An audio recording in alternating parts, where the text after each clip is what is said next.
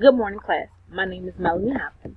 I am a sophomore social work major, and today I will be showing you my GSS Data File poster. So let's get started. First, I will read you my introduction. The General Social Survey Data File was created in 1972.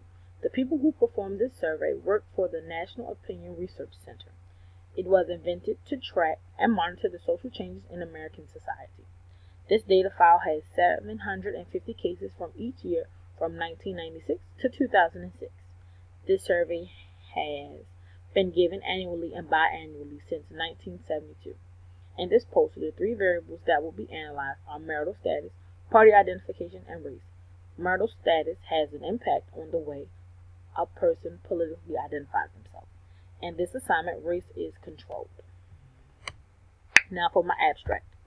The data in this research report is from the General Social Survey Data File from the years 1972 to 2016. The respondents were asked a series of questions that indicate their view on certain topics as well as their beliefs and moral standings. The variables analyzed in this data file are marital status, party identification, and race. Marital status plays a role in how you view certain topics. If you are single, you do not have to consider anyone else's opinion. People who are married do have to consider the views of their partner. Now for my graphs. Okay. Right here in figure 1, you can see that this is a graph of, let's zoom in some more, that this is a graph of party ID and marital status of black respondents. As you can see, 37.6% of married black respondents identify as strong Democrats, while only 2.1% of black respondents identify as Republican. Let's move over here to my second table. This table is of party ID and marital status of white respondents.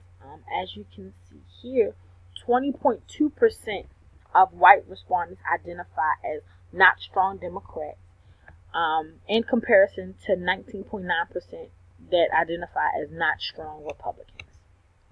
And for my final graph, this is just a graph of party identification and marital status as a whole. And you can see that 21.1% of all respondents identify as non-strong Democrats, while only 17.9% of all respondents identify as not strong Republicans.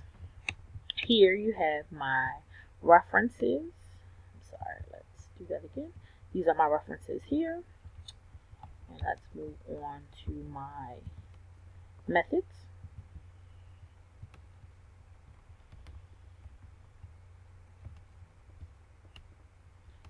The General Social Survey occurred annually and biannually since 1972.